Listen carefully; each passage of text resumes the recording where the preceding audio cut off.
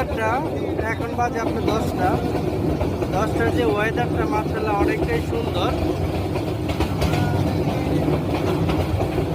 এটা হচ্ছে আপনার বর্তমানে আমি আছি আপনার ভৈরব ছাড়ায় চলে আসছি।